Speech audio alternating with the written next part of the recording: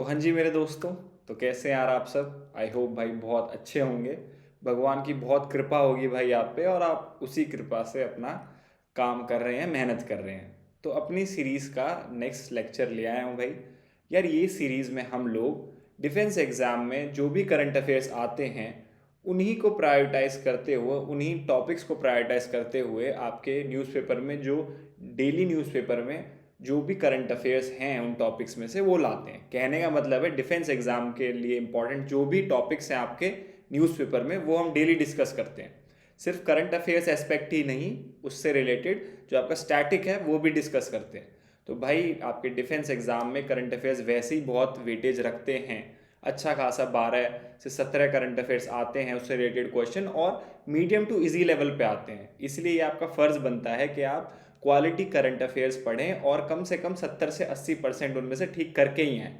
अगर इतना परसेंटेज ठीक नहीं करेंगे तो कंपटीशन में वैसे ही बहुत पीछे हो जाएंगे।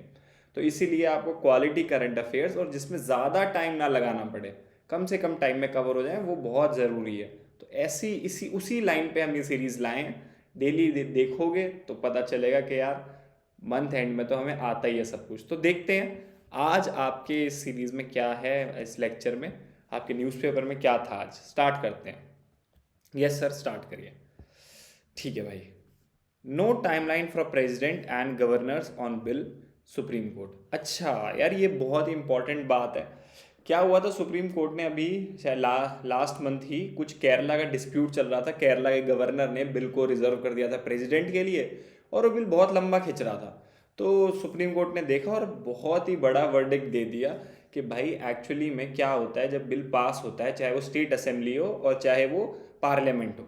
तो गवर्नर और प्रेसिडेंट के पास, गवर्नर स्टेट असेंबली के लिए और पार्लियामेंट में प्रेसिडेंट, दोनों के पास एक स्पेशल पावर होती है, वो है सस्पेंसिव वीटो। मतलब इनडेफिनेट टाइम के लिए बिल को अपनी पॉकेट में रखें, या फिर उसको पॉकेट वीटो बोलते हैं। सस्पेंसिव वीटो में तो बिल बिल्कुल लैप्स ही हो जाता है। तो पॉकेट वीटो में रख लेते हैं अपनी पॉकेट में, और बताते नहीं, आंसर देते नहीं है, बिल पास कर भी रहे हैं या नहीं कर रहे, कितने भी टाइम तक रख लेते हैं। तो सुप्रीम कोर्ट ने उस पॉकेट वीटो को हटाते हुए उसकी टाइमलाइन दे दी थी कि भाई अब गवर्नर के पास सिर्फ 3 महीने हैं, प्रेसिडेंट के पास इतना टाइम है। तो भाई बहुत ही बवाल मच गया था, क्योंकि इंडिया के अंदर जनरली ये ट्रेंड देखा गया, और होना भी चाहिए, कि जुडिशरी अपना काम करे, लेजिस्लेटिव अपना काम करे। तो यहाँ देखा कि भाई सुप्रीम कोर्ट लेजिस्लेटिव ने आपका, सॉरी लेजिस्लेटिव बोल रहा हूँ, सुप्रीम कोर्ट जुडिशरी ने आपका एग्जीक्यूटिव में थोड़ा फेरबदल करने की कोशिश करी। एग्जीक्यूटिव जैसा आपका गवर्नर और प्रेसिडेंट साहब ये एग्जीक्यूटिव में आते हैं। तो ये थोड़ा बड़ा मुद्दा बन गया था। तो हमारे प्रेसिडेंट ने उसके बाद सुप्रीम कोर्ट से एडवाइस के लिए बोला कि भाई मेरे को ये चीज़ समझ नहीं आ रही, आप इस चीज़ पे दोबारा एक बार बैठ के डिस्कस करो। तो सुप्रीम कोर्ट ने दोबारा बैठ के करा और बोला कि हाँ ठीक है, हमसे वो गलती हो गई थी, वी ओवर स्टेप्ड, और हमें उस मैटर में नहीं बोलना चाहिए, वो चीज़ हम वापस लेते हैं। तो पिछली बार मैंने इन्हीं लेक्चर्स में बताया था, पूरा लंबा समझाया था कि अब आपके कुछ आर्टिकल्स कैसे चेंज होंगे, कुछ कैसे दिखेंगे, टाइमलाइन कैसे चेंज होंगी। बट अब वो कुछ नहीं है, अब नॉर्मल टाइमलाइन है पहले की तरह। तो ऐसा कुछ हुआ है, ये शॉर्ट स्टोरी बताई मैंने आपको। तो देखते हैं इस न्यूज़ के ऊपर आपके लिए याद क्या क्या रखना चाहिए। सबसे पहली बात, तो प्रेसिडेंट ने सुप्रीम कोर्ट से दोबारा बोला कि भाई इस बारे में देखो एक बार दोबारा। किस आर्टिकल से बोला? भाई ये है आपका आर्टिकल 143। इस आर्टिकल 143 के अकॉर्डिंग आपका प्रेसिडेंट साहब या साहिबा एडवाइस ले सकते हैं, किससे? सुप्रीम कोर्ट से। इस आर्टिकल से की पावर का यूज करते हुए कि भाई किसी मैटर पे हमें एडवाइस चाहिए, हमें एडवाइस करो। अब ये advice is not compulsory for president to follow, है ना। ये कंपल्सरी नहीं है कि प्रेसिडेंट फॉलो करे, नॉट कंपल्सरी। बस एडवाइस ले ली, ऐसा नहीं है उस डिसीजन को फॉलो करना ही करना है। अच्छा लगा तो प्रेसिडेंट करेगा, नहीं लगा तो नहीं करेगा, नॉट कंपल्सरी। ठीक है, ये बात समझ आ गई। अब ये 143 भी ना, अच्छा मेरे ऊपर तो नहीं आ रहा कुछ। अब ये 143 दो पार्ट्स में डिवाइडेड है, 143 का 1 और 143 का 2 सेकेंड पार्ट। अब 143(1) कहता है कि एक एडवाइस अगर लेनी हो जर्नल मैटर पे, कोई भी जर्नल मैटर है ना, या फिर हो भाई public public awareness, public question हो, या फिर जैसे कि भाई पब्लिक के लिए कोई काम के लिए बिल आया है और प्रेसिडेंट को उस पर साइन करना है, तो क्वेश्चन ऑफ लॉ हो, क्वेश्चन ऑफ पब्लिक हो, क्वेश्चन ऑफ लॉ हो, या तो कि भाई कोई लॉ है, या फिर पब्लिक इंपॉर्टेंट हो, पब्लिक इंपॉर्टेंस या क्वेश्चन ऑफ पब्लिक हो, तो ऐसे जो इन चीज़ों पे राय लेनी हो, अगर प्रेसिडेंट पे कोई बिल आया है, वो बिल इन चीज़ों के बारे में है और इस पे राय लेनी है सुप्रीम कोर्ट से, तो 143(1) का यूज़ करेगा प्रेसिडेंट, या फिर करेंगी। अब 143(1) में पर एक बात है कि सुप्रीम कोर्ट कैन रिफ्यूज। यहाँ पे अच्छा, इसको ना मैं रब कर देता हूँ, 143(2) बाद में बताऊंगा, आगे बताऊंगा। मतलब इसमें प्रेसिडेंट कैन रिफ्यूज, प्रेसिडेंट नहीं, अपना सुप्रीम कोर्ट मना कर सकता है कि यार मुझे फालतू की एडवाइस, टाइम वेस्ट लग रहा है। सुप्रीम कोर्ट कैन रिफ्यूज इसके अंदर कि भाई मुझे फालतू का क्वेश्चन लग रहा है, तो आप खुद भी देख सकते हो, मेरे पे टाइम नहीं है, तो रिफ्यूज कर सकता है। इसीलिए इसको बोलेंगे this, it is discretion, at discretion of supreme court, या फिर डिस्क्रिशनरी फॉर सुप्रीम कोर्ट।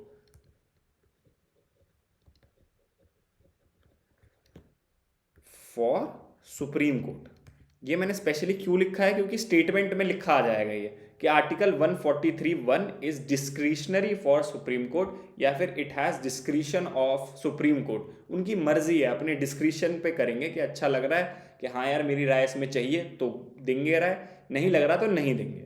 तो ये ध्यान रखना है 143(1) किस मैटर के ऊपर है, और सुप्रीम कोर्ट रिफ्यूज कर सकता है, उनके डिस्क्रिशन पे है। नेक्स्ट की अगर मैं बात करूं 143(2) के अंदर, 143 के सेकंड पार्ट के अंदर, अगर प्रेसिडेंट को सुप्रीम कोर्ट से राय लेनी हो तो वो किन टॉपिक पे होती है? या तो कोई प्री कॉन्स्टिट्यूशनल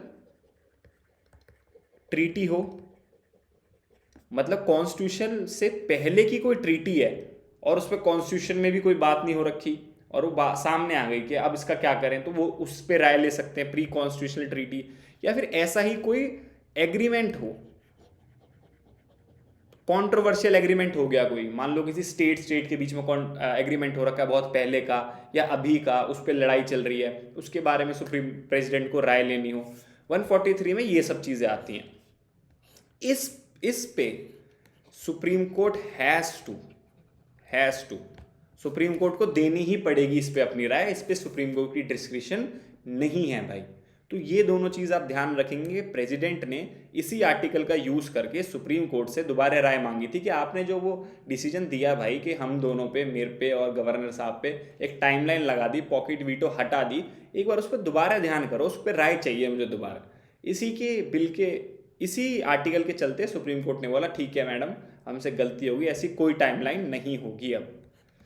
अब मैं बात कर लेता हूं इसी मौके का यूज करके, ये तो हमने कर लिया कि प्रेसिडेंट साहब का ये 143 आर्टिकल, कि भाई जब बिल पास करते हैं हमारे गवर्नर साहब और हमारे प्रेसिडेंट साहब या साहिबा, तो कैसा दिखता है? तो एक गवर्नर, स्टेट गवर्नमेंट के लिए बिल है, ये मैंने लिखा हुआ है, स्टेट गवर्नमेंट का जब बिल पास होता है तो कैसा होता है? गवर्नर आर्टिकल 200 के अंडर ये पावर होती है उसके पास, या तो he can give assent to the bill कि चलो भाई तुम्हारा बिल सही है, विद होल्ड कर सकता है। कॉन्स्टिट्यूशन में ये नहीं लिखा कि रिजेक्ट कर सकता है बिल, ये लिखा है इनडायरेक्टली विद होल्ड, मतलब रोक के रख सकता है बिल। इसका मतलब होता है डायरेक्टली रिजेक्ट ही करना, ठीक है? तो मतलब रिजेक्ट कर सकते हैं या तो डायरेक्ट, या फिर रिकंसिडरेशन के लिए दे सकता है। ये मतलब क्या कि भाई मेरे को लग रहा है इसमें कुछ ऊपर नीचे हो सकती हैं, तो भाई आप एक बार दोबारा देख लो, लिख दूंगा मैं कि मेरे को लग रहा है पार्ट इसका 3 है कोई भी लॉ का, इसमें आप थोड़ा सा चेंज कर सकते हो। बट अगर वो दोबारा वापस दे दिया पार्लियामेंट, उसने स्टेट गवर्नमेंट, स्टेट लेजिस्लेचर ने कि नहीं हमें नहीं करना चेंज, तो वापस आपको क्लियर करना ही पड़ेगा गवर्नर साहब, ये चीज़ है। अच्छा, ये चीज़ लागू होती है नॉर्मल बिल के लिए, मनी बिल के लिए नहीं। मनी बिल को आप रिकंसिडरेशन के लिए नहीं भेज सकते, ये चीज़ ध्यान रखना, मनी बिल को, ठीक है? मनी बिल पावरफुल है भाई, मनी बिल को रिकंसिडरेशन के लिए नहीं भेज सकते। प्रेसिडेंट साहब के लिए भी यही है, हम आगे देखेंगे। चौथा ऑप्शन क्या होता है गवर्नर साहब पे कि भाई रिजर्व कर ले प्रेसिडेंट साहब के लिए, ठीक है? अब जब रिजर्व कर लिया अगर प्रेसिडेंट साहब के लिए, तो रिजर्व किस किस बातों पे कर सकता है? ऐसे तो हर बिल को रिजर्व कर लेंगे भाई, ये भी मैंने आपके लिए रखा है, दिक्कत मत लो। किस किस बात के लिए रिजर्व कर सकता है? जुडिशियल मैटर हो, या तो मेनली जुडिशियल मैटर हो, या ऐसा मैटर हो जिससे नेशनल सिक्योरिटी का मैटर हो, है ना, या फिर जिससे सेंट्रल लॉज इफेक्ट हो रहे हो, पार्लियामेंट इफेक्ट हो रहा हो, मतलब नेशनल लेवल पे बात इफेक्ट हो रही हो, ऐसे लॉज बेसिक ये जुडिशरी से रिलेटेड, नेशनल सिक्योरिटी या नेशनल बात किसी से इफेक्ट हो रही हो, दोनों चीज़ से ये है।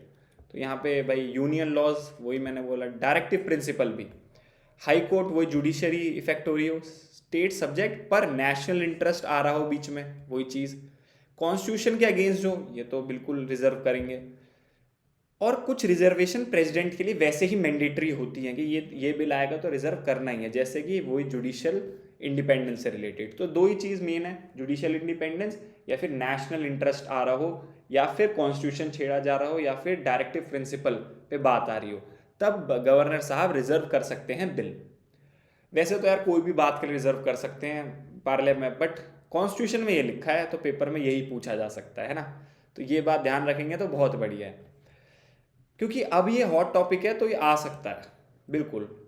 अब जब गवर्नर साहब बिल रिजर्व कर देते हैं तो प्रेसिडेंट साहब पे क्या पावर है वो बताई गई है आर्टिकल 201 में। आर्टिकल बहुत ध्यान रखेंगे कि भाई गवर्नर साहब के पास जब स्टेट लेजिस्लेचर से बिल जाता है वो क्या करेंगे, वो है आर्टिकल 200 में, और प्रेसिडेंट साहब के लिए जब रिजर्व होता है तो 201 में। तो प्रेसिडेंट साहब भी या तो कह देंगे चलो बिल सही है भाई भेज दो, या फिर विदहोल्ड कर लेंगे। अब वही चीज़ रिजेक्ट करना डायरेक्ट नहीं लिखा कॉन्स्टिट्यूशन में, विदहोल्ड लिख दिया, इसका मतलब वही है कि भाई रिजेक्ट कर दिया, एब्सोल्यूट वीटो है कि भाई बता नहीं रहे हैं कुछ भी, इसका मतलब गई चलो पानी में गया। या फिर रिटर्न कर देंगे स्टेट लेजिस्लेचर को रिकंसिडरेशन के लिए, रिकंसिडर करने के लिए, और वो भी मनी बिल के लिए नहीं कर सकते भाई, मनी बिल के लिए नहीं कर सकते आप रिकंसिडर के लिए वापस। पर प्रेसिडेंट साहब पे स्पेशल पावर है कि गवर्नर साहब के लिए क्या था, स्टेट लेजिस्लेचर से बिल आया, आपने रिकंसिडरेशन के लिए भेजा और उन्होंने वापस सेम टू सेम भेज दिया कि सर लो हमें नहीं चेंज करने, हमें ऐसा ही बिल पास करके दो। पर प्रेसिडेंट साहब को अगर वापस तुम भेजोगे, स्टेट लेजिस्लेचर बोलेगे हमें नहीं करना कोई चेंज, हमें पास करके दो, प्रेसिडेंट साहब दोबारा मना कर सकते हैं। तो इसलिए बोलते हैं president has second veto in state legislature case. ये चीज बहुत इंपॉर्टेंट है कि दोबारा रिकंसिडरेशन के लिए आएगा वापस, दोबारा भी मना कर सकते हैं, तो ये इंपॉर्टेंट है। हाँ, मनी बिल को रिकंसिडरेशन के लिए आप भेज ही नहीं सकते, तो ये चीज़ इंपॉर्टेंट है, सेकंड वीटो है। आई होप ये समझ आया होगा भाई। और यार please revise revise revise revise revise, PDF मेरे टेलीग्राम चैनल पे जाके पीडीएफ लो, अभी वीडियो से पढ़ो, रात को देख रहे हो तो सुबह पीडीएफ पढ़ो, अगर मेरी वीडियो कल देखते हो अगले दिन सुबह देखते हो, शाम को पीडीएफ से रिवाइज करो, ज़रूर करो। सेकेंड चीज़ इज़ कि मैं इस संडे को ना मैं सोच रहा हूँ मीट कर ली जाए, like Q&A session, question and answer session कर लिए जाए। काफ़ी लोगों के मैसेज आते हैं मेरे पे, ये डाउट वो डाउट, तो इस संडे मैं सोच रहा हूँ थोड़ा टाइम निकाल के आप लोगों से इंटरेक्ट कर लूँ ऑनलाइन सेशन के अंदर, और कोई भी डाउट है एग्जाम प्रिपरेशन से रिलेटेड वो ले लूँ। उसके लिए आप मेरा एक बार टेलीग्राम चैनल ज्वाइन कर सकते हो, वहीं लिंक आएगा, और वहाँ पे मैंने एक पोल डाला हुआ है, if you guys want to meet, तो वहाँ पे येस या नो कर सकते हो, है ना, मेरे को पता चल जाएगा क्या रेशियो है आप लोगों के मिलने का, तो वो आप कर सकते हो अगर आप एक बार ऑनलाइन मीट चाहते हो तो नेक्स्ट देखते हैं अब कि जब सेंट्रल गवर्नमेंट प्रेसिडेंट के पास बिल भेजती है, पार्लियामेंट प्रेसिडेंट के पास बिल भेजता है कि आप इसे पास करो, तो प्रेसिडेंट पे क्या पावर होती है। अगर नॉर्मल बिल है तो या तो असेंट दे सकता है कि भाई हाँ भाई ठीक है, विदहोल्ड कर सकता है, मना कर सकता है, बिल्कुल कर सकता है, कंसिडर रिटर्न फॉर कंसिडरेशन भेज सकता है कि भाई दोबारा सोच लो, इस पॉइंट पे मेरे को दिक्कत लग रही है।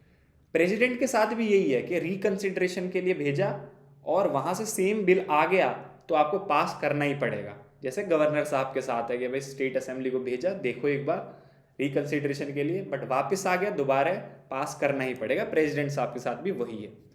तो ये देखो, bound if repassed yes, money bill भेजते हैं, हाँ एसेट करते हैं, विदहोल्ड भी कर सकते हैं मनी बिल के, भाई मेरे को समझ नहीं आ रहा, विदहोल्ड कर लिया। बट मनी बिल में एक खास बात है, मनी बिल इंट्रोड्यूस करने से पहले प्रेसिडेंट के सिग्नेचर होते हैं, तो ज़्यादातर मनी बिल को विड्रॉल कभी नहीं होता, क्योंकि प्रेसिडेंट की परमिशन ली जाती है मनी बिल इंट्रोड्यूस करने से पहले। ये खास बात है, परमिशन, ठीक है ना, प्रेसिडेंट की परमिशन ली जाती है, तो ये ध्यान रखेंगे। इसलिए वो उसको विदहोल्ड क्यों करेगा, अभी तो परमिशन दी है। रिकंसिडरेशन के लिए आप भेज ही नहीं सकते मनी बिल को, है ना, तो फिर आगे की बात ही क्या है। कॉन्स्टिट्यूशन अमेंडमेंट बिल, है ना, ये वो बिल जब हम कॉन्स्टिट्यूशन में चेंजेस करते हैं, जो बुक संविधान जिससे भाई हमारा देश चल रहा है, रूल्स रेगुलेशन, उसको ही अमेंड करते हैं, जब वो बिल लाया जाता है, वो बिल पास कराने की कोशिश करी जाती है, तो प्रेसिडेंट के पास कोई चॉइस नहीं है, उसको एसेट देना ही पड़ेगा, एसेंट उसका देना ही पड़ेगा। क्योंकि 44th अमेंडमेंट में शायद ये बोला था, एक बार कंफर्म कर देना, 44th अमेंडमेंट से ये चीज़ लाए थे कि यार, क्योंकि वैसे ही कॉन्स्टिट्यूशन अमेंडमेंट को पास कराने की वैसे ही एक मिनिमम क्राइटेरिया ही बहुत हाई है कि भाई 2/3 मेजॉरिटी के साथ, 2/3 मेजॉरिटी के साथ दोनों हाउसेस को पास करना ही पड़ेगा, तब जाके बिल पहुंचता है प्रेसिडेंट पे। अब प्रेसिडेंट साहब वहां जाके मना कर दें, ये तो और एक बड़ी चुनौती हो गई। जब आपके दोनों हाउस ही 2/3 मेजॉरिटी के साथ, इतनी स्ट्रांग मेजॉरिटी के साथ पास कर रहे हैं बिल को, इसका मतलब देश चाहता है कि वो बिल आए, तो प्रेसिडेंट साहब उसे रोक देंगे तो फिर बात बहुत खराब हो जाएगी ना। इसीलिए 44th अमेंडमेंट से में एक चीज़ डाली गई कि कॉन्स्टिट्यूशनल बिल को आपको पास करना ही पड़ेगा। तो ये हम ये भी ध्यान रखेंगे कि मस्ट गिव एसेट। तो दोस्तों, हम बहुत मेहनत करते हैं इस चीज़ के लिए, वो इसीलिए क्योंकि आप लोग रिवाइज भी करो, है ना, तो रिवाइज ज़रूर करना है यार इसे। अगर नहीं आता, अगर अच्छी तरह आता है, यही रिवीजन हो गई आपके लिए, है ना, बात समझ रहे हो ना आप मेरी? ठीक है सर। तो ये था आपका अच्छा सा वो। अब नेक्स्ट न्यूज़ है आपकी, India born cheetah Mukhi give birth to 5 cubs. India में ही बॉर्न हुई थी ये चीता मुखी, इन्होंने अभी 5 कब्स को जन्म दिया है। काफ़ी बड़ी बात है, क्योंकि हमारा चीता रिहैबिलिटेशन प्रोग्राम मतलब ट्रैक पे आ चुका है कि भाई एक बच्चा हुआ, उस बच्चे से 5 बच्चे और हो गए। तो इस न्यूज़ में हम क्या नाम रखेंगे कि मुखी कौन है, ऐसा पूछ सकता है, हु इज़ मुखी रिसेंटली सीन इन न्यूज़, मुखी या animal, which type of animal it is, तो आप बोलोगे इज इट, तो आप बोलोगे इट इज़ अ चीता। 5 कब को दिया है, कहाँ पे, कुनो नेशनल पार्क में। अच्छा, थोड़ा देख लेते हैं कि भाई चीता रिहैबिलिटेशन प्लान के अंदर क्या हुआ था। 2022 के अंदर हम 8 चीता लाए थे फ्रॉम, कहाँ से लाए, साउथ अफ्रीका, नहीं हम लाए थे कहाँ से लाए थे, 2023 में तो साउथ अफ्रीका से लाए थे, 2022 में नमीबिया से लाए थे, 2022 में नमीबिया से लाए थे, फिर शायद अगले साल ही 12 चीता लाए थे साउथ अफ्रीका से। तो अभी तक हम ये चीताज लाए हैं और सारे ये आए हैं कुनो नेशनल पार्क के अंदर। और शायद इस साल नए चीता, जो अभी मैंने 2-3 लेक्चर पहले बताया था कि प्रेसिडेंट साहिबा कहाँ पे गई हुई हैं, बोट्सवाना में, बोट्सवाना में गई हुई हैं, और वहाँ से 8 चीता का एग्रीमेंट साइन हुआ है और वो आने ही वाले हैं। ठीक है, तो ये ध्यान रख सकते हैं कि मुखी एक चीता है, फीमेल चीता, वो कुनो नेशनल पार्क में चीता जितने भी आए हैं वो कुनो नेशनल पार्क में, 8 यहाँ से। ये पूछ सकता है कि भाई कहाँ कहाँ से चीता आए हैं, 8 यहाँ से आए हैं, रखे हैं साउथ अफ्रीका और नमीबिया से, ये ध्यान रखना, और आने वाले हैं बोट्सवाना से। अच्छा, एक नया प्लान भी एमपी गवर्नमेंट इंट्रोड्यूस कर रही है, एक नया टाइगर रिजर्व बनाकर उसको, और वहाँ पर ये चीता रखने वाली है। टाइगर रिजर्व बना रही है फिर नेशनल पार्क है, वैसे को ध्यान नहीं है उस नेशनल पार्क का क्या नाम है, कि नए चीतास को कूनो से उस नेशनल पार्क में भेजा जा रहा है। उस नेशनल पार्क का क्या नाम है, गांधी सागर नेशनल पार्क है क्या, वो क्या है मुझे एक बार बताओ, मैंने इन्हीं लेक्चर्स में शायद बताया हुआ है आपको। ठीक है, तो ये थी भाई आज की हमारी क्लास। आई होप आप इंजॉय कर रहे हो, लर्न भी कर रहे हो, मोटिवेट भी हो रहे हो, तो अच्छी बात है। डेली रिवाइज करो और भाई डेली जुड़ो, इससे क्या है ना, ट्रैक पे चलते रहते हो, आप किसी के साथ जुड़े रहते हो तो ट्रैक पे चलते रहते हो, थोड़ा एक एक्स्ट्रा पुश मिल जाता है। तो डेली रिवाइज करो। ऑल द बेस्ट, कल मिलते हैं भाई आपसे, है ना।